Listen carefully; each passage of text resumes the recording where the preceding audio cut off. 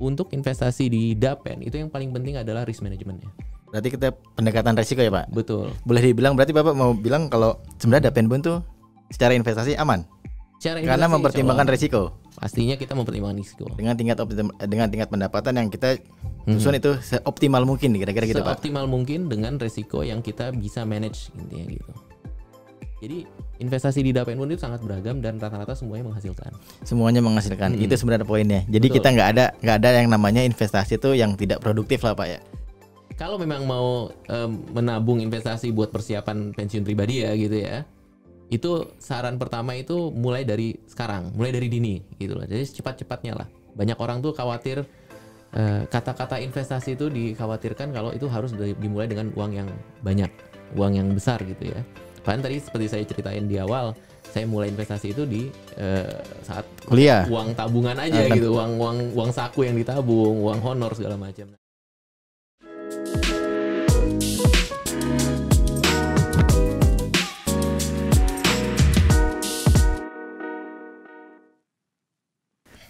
Selamat tahun baru. Sukses terus untuk kita semua. Tahun baru, semangat baru, target baru. Tarif podcast belum tentu. Hai insan Dapen Bun Podcast dimanapun sahabat berada. Semoga sahabat selalu dalam keadaan sehat, bahagia, dan selalu menjalani hari-hari dengan penuh ceria. Di episode Dapen Bun Podcast sebelumnya, kita sudah mengenal lebih jauh tentang Dapen Bun.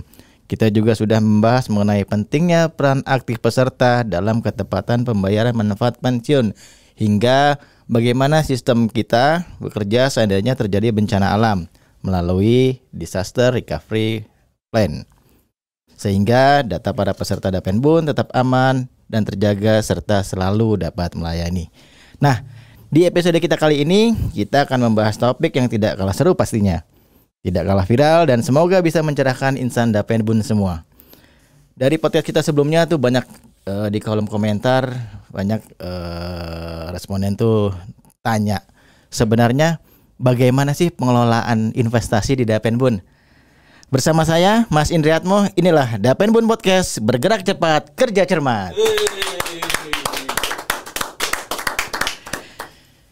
Oke, telah hadir bersama saya sosok narasumber muda, energik, bergerak cepat, bergerak cermat, dan menurut survei yang telah saya lakukan, Pak,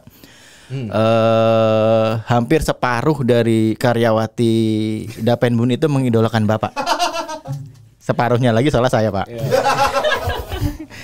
Kita sambut, kita sambut Bapak Indra Fikra Canda, yang biasa kita akrab kita panggil Pak Ega, selaku Direktur Investasi Dapen Bun. Apa kabar Pak? Baik Mas Oscar, terima kasih. Terima kasih Pak atas waktunya di sela-sela kesibukan Bapak, udah dapat menyempatkan diri hadir di sini untuk memberikan kepada kita pemahaman juga pencerahan mengenai bagaimana sih investasi di Dapen Bun. Mungkin buat awal Pak, boleh diceritain gak sih Pak gimana awal mulanya Bapak itu bisa berkecimpung di dunia investasi? Kalau dari data saya sih, saya dapat contekan Pak, sarjana ekonomi UI, Master of Economics-nya di Groningen Pak. Betul. Sejarahnya panjang kayaknya Pak, boleh diceritain gak Pak? Iya. Ya kalau jawab pertanyaan kayak gini, saya boleh agak ini ya, biar jelas gitu arahnya seperti apa ya. Saya coba bagi jadi 4 fase deh. Pertama itu mau jelasin kalau misalnya BUMN, birokrasi sama keuangan itu udah kayak darah daging di saya yang udah nganter saya karena saya bisa berkarir di bidang keuangan kurang lebih hampir 20 tahun sekarang ya. Mulai dari opung saya sampai orang tua saya tuh kerja itu PNS sama BUMN. Kemudian tadi saya fase kedua itu yang udah dijelaskan Mas Oscar, saya kuliah di FEUI masuk 2001 di ilmu ekonomi. Yang mendorong saya masuk sana itu kecintaan saya terhadap ilmu ekonomi itu sendiri dari SMA. Berarti SMA IPS? Oh enggak, IPA terpaksa. Oh berarti nyebrang dong Pak kalau gitu. Betul. Ini nih yang model-model begini nih yang ngambil jatahnya anak-anak IPS. Tahun pertama jadi nggak belajar ekonomi, kan suka banget gitu kan ya. Nah, di kampus itu kan kuliah, organisasi, kenal sama semua, itu akhirnya kecintaan ekonomi itu evolve kepada financial market yang diterapkan dengan dulu investasi yang namanya sentra investasi Dana Reksa. Oh iya, yang di kampus-kampus ya. Nah, di Depok tuh juga ada. Saya juga melakukan investasi kecil-kecilan di sana, pakai uang tabungan, uang honor dari ngawas ujian, dari segala macam. Itu kita trading saham, hasilnya dipakai buat beli buku, traktir keluarga, traktir pacar, segala macam lah.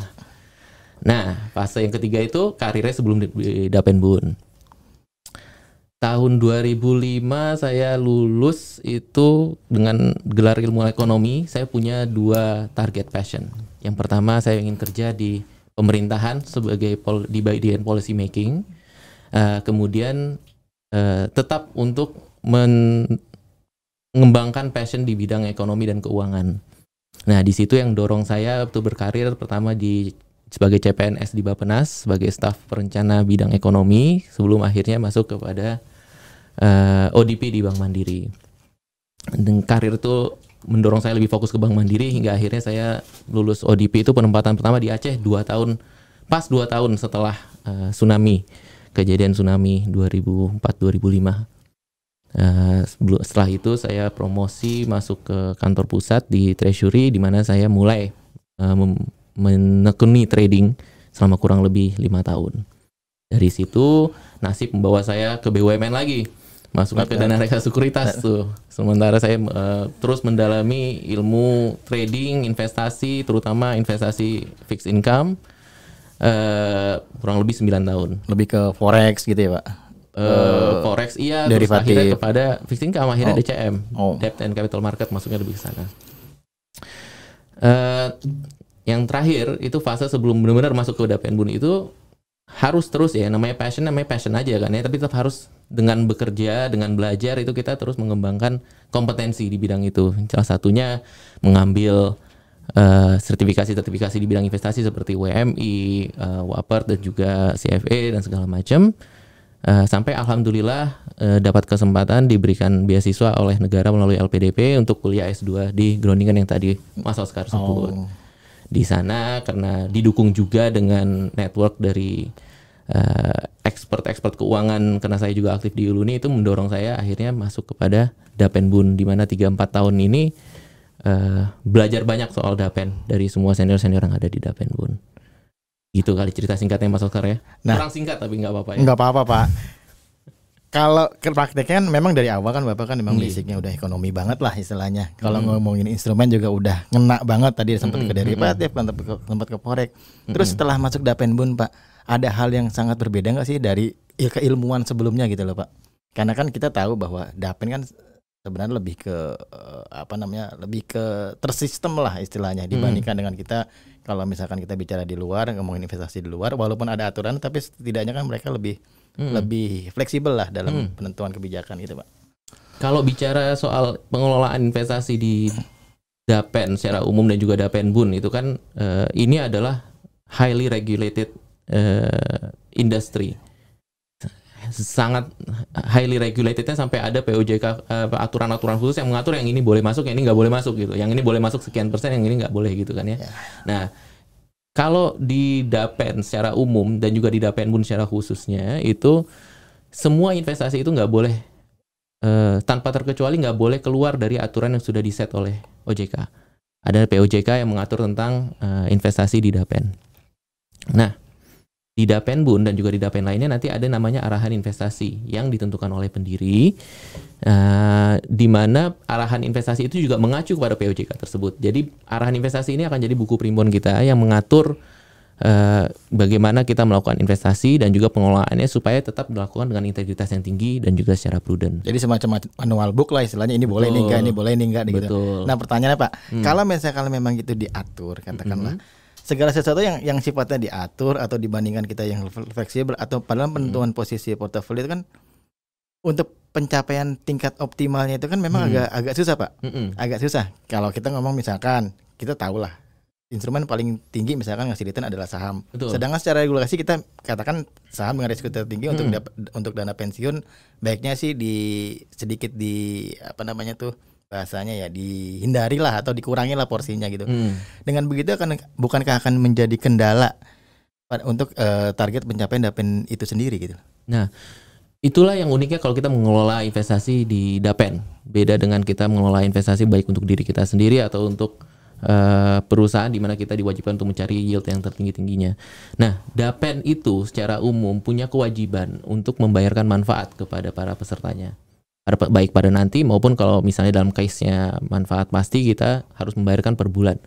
Setiap bulannya kita punya kewajiban untuk membayarkan kepada para pensiuner kita set number of manfaat yang harus diberikan. Nah, oleh karena itu investasi pada Dapen itu harus prudent dan harus dilakukan dengan sangat mindful terhadap risk yang ada. Nah, contohnya seperti ini. Kalau tadi Mas Oscar bilang gimana kita bisa mencapai yield yang tertinggi-tingginya, apa kita punya aturan yang sangat mengikat.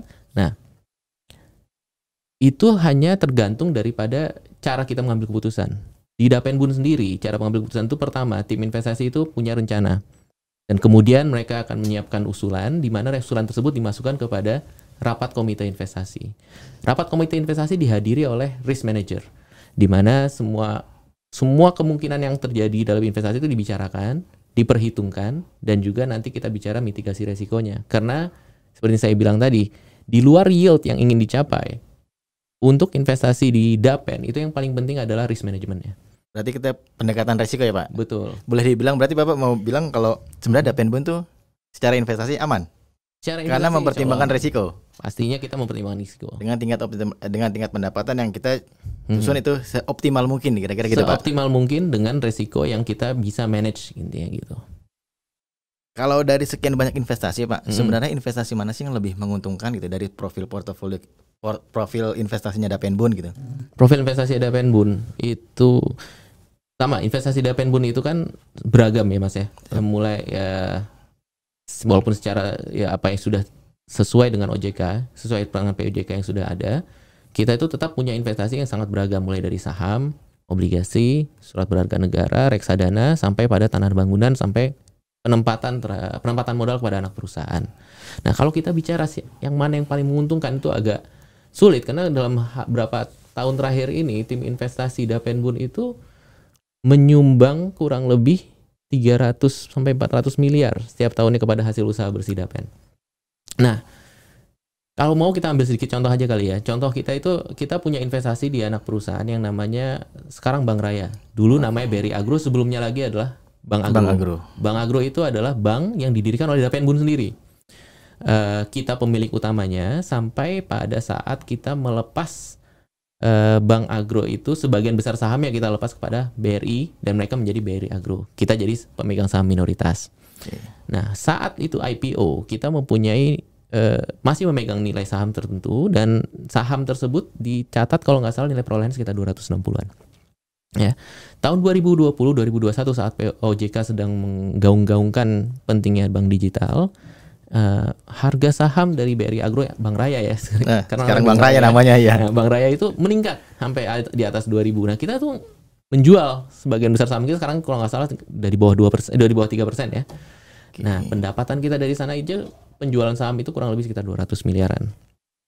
Nah, contoh lagi fix aset kalau gitu, contoh satu lagi ya. Ini gedung yang kita tinggali saat ini itu gedung Plaza Agro, diakuisisi kurang 2015, itu nilai bukunya kurang lebih sekarang sekitar 150-an miliar. Nah, terakhir KJPP penjualan itu di 600 miliar. Oh, sekitar 400 miliaran ya kita. Kurang lebih dari sejak tahun 2015. Berarti kan ada yield sekitar berapa itu? Sekitar 400 miliar dalam jangka waktu 7 tahunan. 7 tahun, 8 tahunan. Itu sangat menguntungkan, belum lagi menghitung di mana gedung ini juga kita sewakan kepada tenan-tenan luar kan. Nah, kita kerjasamakan dengan pihak yang memang expert di bidang realty, mereka menyewakan kepada yang lain dan kita mendapatkan pendapatan dari sana. Jadi investasi di Dapenbun itu sangat beragam dan rata-rata semuanya menghasilkan. Semuanya menghasilkan. Itu sebenarnya poinnya. Jadi betul, kita nggak ada yang namanya investasi itu yang tidak produktif lah Pak ya. Nah, pertanyaannya mungkin selanjutnya gini Pak.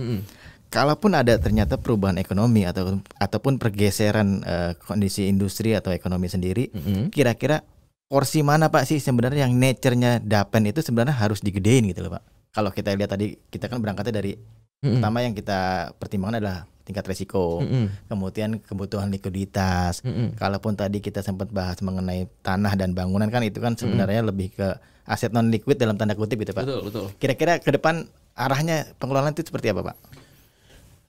Saya nggak bisa bicara yang terlalu jauh ke depan. Cuma kondisi yang ada sekarang itu menggambarkan kalau ekonomi sedang tidak stabil. Banyak hal-hal, contoh 3-4 tahun terakhir ini kan Pasti. kita dihajar pandemi, kemudian komoditi yang tadinya tinggi tiba-tiba drop, itu kan mempengaruhi pemberi kerja kita. Kemudian juga kondisi global, perang satu selesai, Yang lain perang lagi. lagi.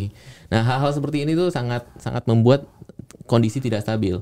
Tapi Dapenbun itu sudah well positioned buat itu sejak pandemi bahkan, karena kita sudah melihat ada potensi kalau hal-hal ini the old normal itu bakal shift, bakal berubah. Jadi kita mencari pertama instrumen apakah yang kita bisa manage resikonya, tapi kita tetap bisa mendapatkan yield atau hasil dari sana. Jadi kita sudah mulai shift tuh sejak 2020 kita shift dari saham kepada surat berharga pendapatan tetap, fokusnya kepada SBN. Nah, nature-nya di Dapenbun itu karena kita itu semuanya profesional ya, mulai dari direktur sampai kepada staff, kita tidak penempatan itu tidak diam.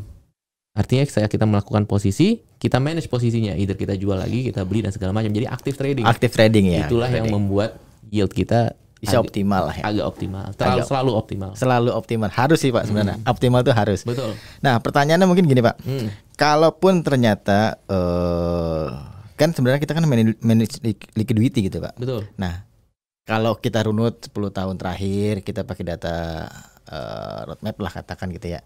Sebenarnya data itu bilang bahwa aset investasi kita itu dibanding dalam tanda kutip kita punya mungkin semacam kendala lah terkait perbandingan antara aset investasi dengan piutang iuran. Sebenarnya angka ini membaik Pak, dari tahun 2010 sampai 2012 itu komposisi 75 banding 25 gitu. 75-nya aset investasi, 25-nya piutang investasi atau piutang iuran gitu ya. Kita 5 tahun terakhir kelihatan membaik posisinya. Harapannya Pak, kalaupun misalkan ternyata kondisi ini menguntungkan buat Dapen, apa yang akan investasi Dapen lakukan untuk mengoptimalkan pendapatan atau yield? Karena kalau dilihat dari rata-rata yield kita berapa sih Pak kisarannya gitu? Kalau yield rata-rata kita 3-4 tahun terakhir ya, itu selalu di atas yield rata-ratanya benchmark 10 tahunnya Indonesia. Oh bagus dong, berarti sekitar di atas 6% loh. Betul, khususnya di 3-4 tahun terakhir ini sejak 2017 itu kita selalu berada di atas 6%. Always di atas 6%. Agak spike di tahun 2020 karena kita ada penjualan saham agro ya. Cuma normal kita itu sekitar 6-7% lah rata-ratanya. 6-7% udah cukup bagus kalau misalkan memang lihat industri sekarang gitu Pak, dengan kondisi yang seperti ini. Kemudian terakhir maksudnya selanjutnya Pak, untuk posisi sejauh ini Pak, sebenarnya menurut Bapak sendiri udah puas belum sih Pak sama kinerja investasi kita? Kalau kita kerja puas tuh berarti kita udah nggak siap untuk berkembang lagi, Mas Oscar. Nah ini bener kan, berarti kan tadi kan dari awal kita udah ngomong ini energik, penuh inspirasi gitu loh. Betul. Nah itu yang penting sebenarnya buat teman-teman nanti kalau misalnya siapapun yang mendengar ini atau menonton ini ya, itu harus sadar bahwa kondisi yang sekarang itu bukan hal yang harus kita pertahankan, tapi harus kita tingkatkan terus. Gitu loh.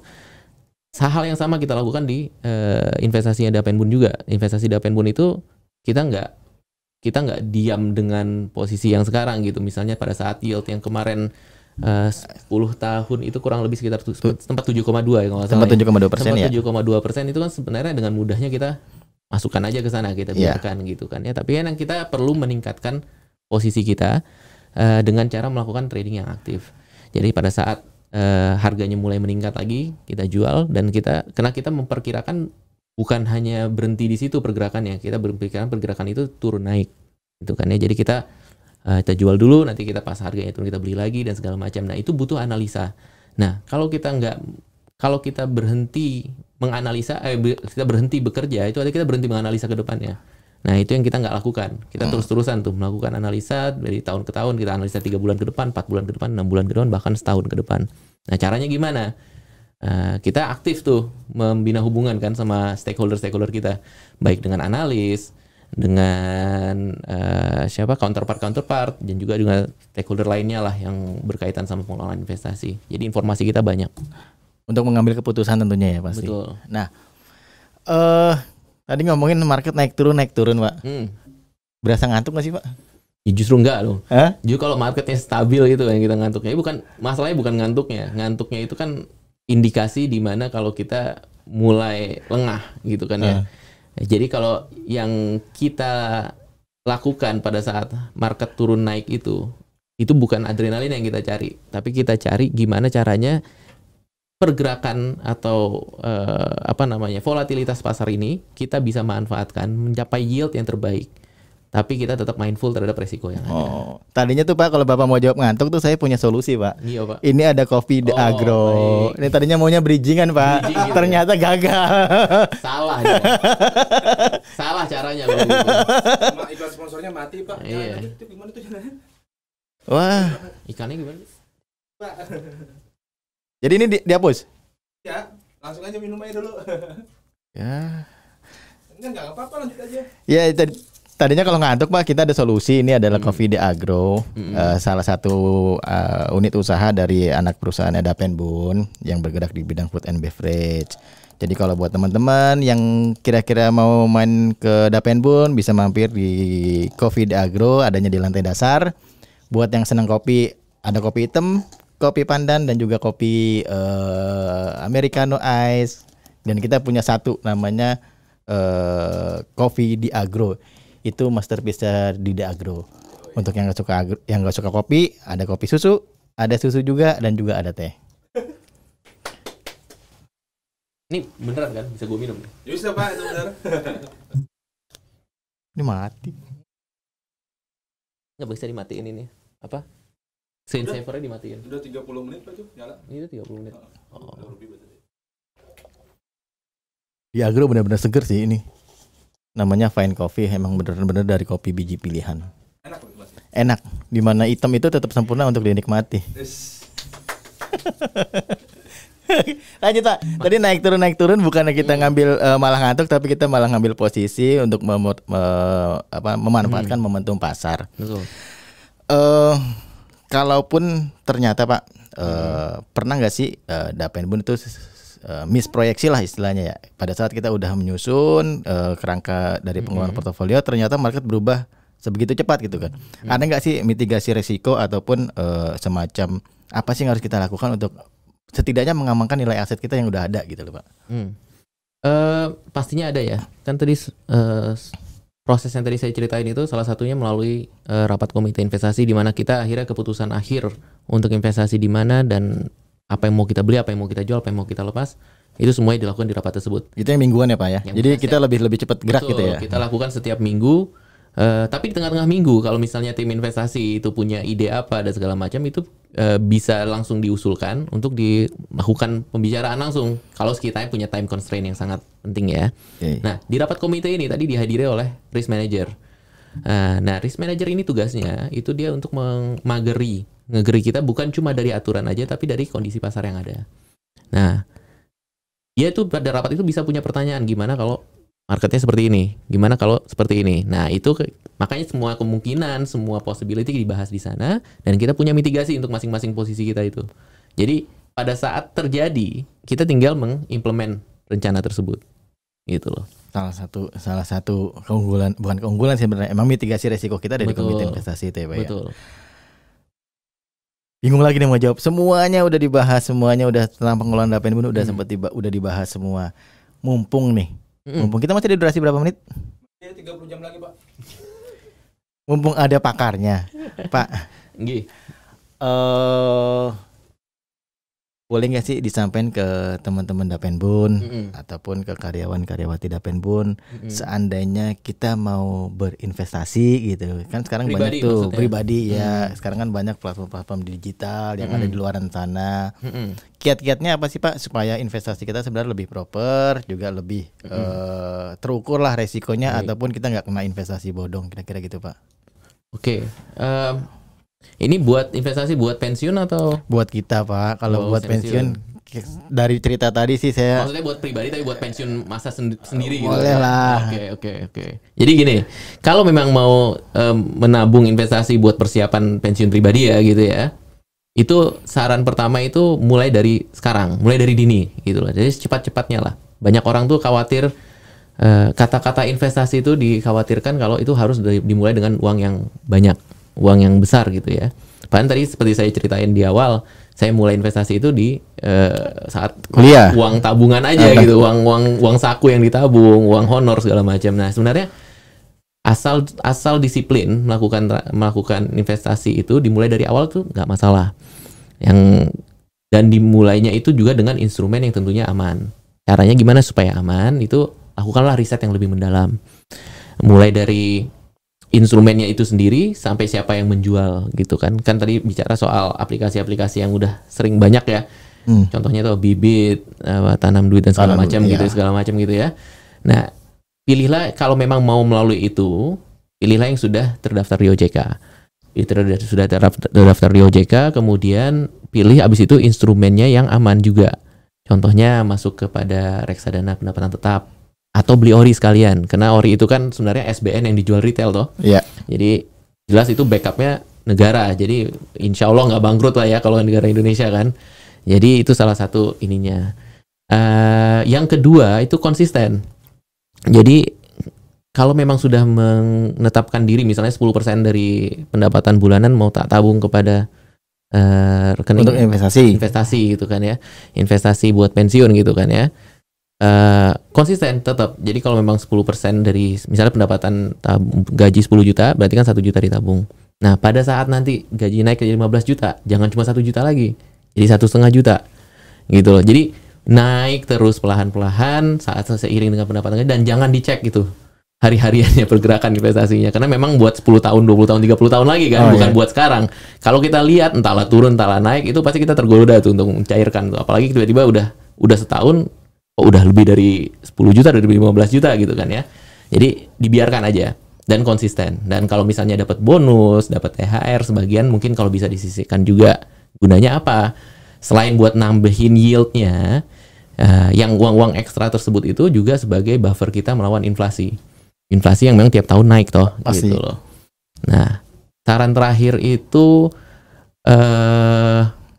ini, lakukanlah investasi itu jangan seperti trading gitu ya. Cuman teman-teman nih kalau misalkan kita lakukan voting gitu lah, kita ngambil data gitu Pak, ya mereka masuknya pasti trading for living. Itu yang agak susah sebenarnya. Nggak apa-apa itu Pak. Kalau mau trading nggak apa-apa, cuma dibedakan accountnya gitu loh. Jadi kalau memang mau uang pensiun disisihkan. Nah, kalau mau trading, pakailah uang yang tidak terpakai uang kebutuhan sehari-hari plus uang pensiun tersebut nih. Jadi uang yang investasi pensiun sama uang sehari-hari dipisahkan. Sisanya itu pakailah buat trading. Gitu loh. Oke, buat trading. Pakailah buat trading. Jadi itu kan kalau buat yang muda Pak. Nah, kalau buat teman-teman yang mau pensiun, yang sudah dekat pensiun, kira-kira ada kata terlambat nggak sih Pak untuk investasi? Nggak pernah ada kata terlambat kalau investasi. Karena kalau investasi itu efeknya ya seperti tadi Mas Oscar cerita. Ada yang buat jangka panjang, ada juga orang-orang yang main buat jangka pendek kan, buat trading aja. Kalau memang dia punya kemampuan nih silahkan. Gitu kan, artinya dia contohnya Mas Oscar kalau nanti sudah mau pensiun kan sudah punya kemampuan, pengalaman dan skill yang sudah set buat investasi manage sendiri gitu kan ya. Ya wes silahkan gitu. Tapi kebanyakan orang di Indonesia kan either nggak punya akses kepada informasi atau nggak punya akses kepada instrumennya dengan cepat gitu kan ya. Nah, itu sekarang pilihan banyak Pak. Betul, pilihannya banyak. Justru kebanyakan akses tersebut tuh yang bikin pusing biasanya kan. Nah, jadi pertama yang saran yang terakhir tadi itu dipisahkan aja. Nah, kalau yang buat senior-senior yang sudah mau pensiun, nggak ada kata terlambat tuh untuk melakukan investasi. Namun saya lebih menyarankan kalau memang sudah dekat di masa pensiun, mulailah nabung pertama di reksadana aja. Yang pendapatannya tetap tapi punya yield yang agak lumayan. Itu dibandingkan kalau mereka masukkan ke deposito. Deposito. Gitu. Ya, itu kan. Kalau saham jangan ya Pak. Agak resiko ya kalau misalnya sudah mau pensiun tiba-tiba ya, karena tahu sendiri. Masukkan sekarang lihat sekarang berapa harganya saham 7.000 IHSG sekarang 7.200 7.200 7.300. Tahun lalu itu sekitar 6.000-an 600 itu Iya. kan ya. Nah, tahun sebelumnya sekitar 6.000, tapi sebenarnya 7.200 itu diprediksi di tahun lalu toh. Ya, Tapi akhirnya drop juga kan. Akhirnya Dropnya drop bisa sampai seberapa gitu. Sebenarnya lebih kepada kesehatan jantung kali ya, Pak. Betul, Pak. Dan kalau udah mau pensiun ya sebaiknya inilah ya, dijaga aja apa namanya? Basket yang sudah ada gitu. Siap. Ada closing statement, Pak, untuk podcast kita hari ini? Ada nih closing statement nih, saya pikirin dari semalam nih. Oh. Usia kerja, bekerja amanah, pensiunnya puas. Jangan sampai nanti ulang tahun pernikahan emas malah harap-harap cemas. Waduh, ulang tahun emas harap-harap cemas. Semoga Pak, kita mah berharap semoga pernikahan sampailah usia emas gitu, Pak. Amin. Amin. Dari obrolan ini sih kita bisa simpulkan sebenarnya terkait pengelolaan investasi Dapenbun itu lebih pendekatannya kepada manajemen likuiditas dan manajemen risiko. Jadi kalau misalkan teman-teman di luar gimana sih investasi Dapenbun, karena kita drivernya adalah manajemen risiko, bisa dikatakan so far pengelolaan investasi di Dapenbun bisa dibilang aman ya, Pak. Insya Allah aman. Aman insya Allah. Yang kedua dari sisi posisi portofolio investasi memang 2-3 tahun terakhir kita lebih cenderung pembobotannya kepada instrumen pendapatan tetap, di mana resikonya itu bisa lebih terukur, dan kita juga selama 10 tahun terakhir juga sudah mengurangi posisi equity atau posisi saham yang menyebabkan volatilitas dari nilai aset kita nggak bergerak begitu tinggi. Kemudian terakhir, Pak, ini terakhir banget, Pak. Terakhir, Pak. Harapan di tahun ini untuk Dapenbun dan untuk investasi apa, Pak? Insya Allah semua Dapenbun tetap berjalan dengan baik. Semua rencana-rencana terutama roadmap yang sudah ditetapkan bisa diterapkan dengan baik sehingga investasi bisa berjalan dengan lancar dan menghasilkan hasil yang optimal bagi semua peserta. Manfaatnya tetap untuk bersama, Pak. Terima kasih Pak Ega atas waktunya. Semoga obrolan kita kali ini bisa mencerahkan, memberikan pemahaman kepada teman-teman dan insan Dapenbun di sana. Oke, terima kasih dan sampai jumpa di episode Dapenbun Podcast berikutnya. Dadah. Udah salaman, Pak. Udah.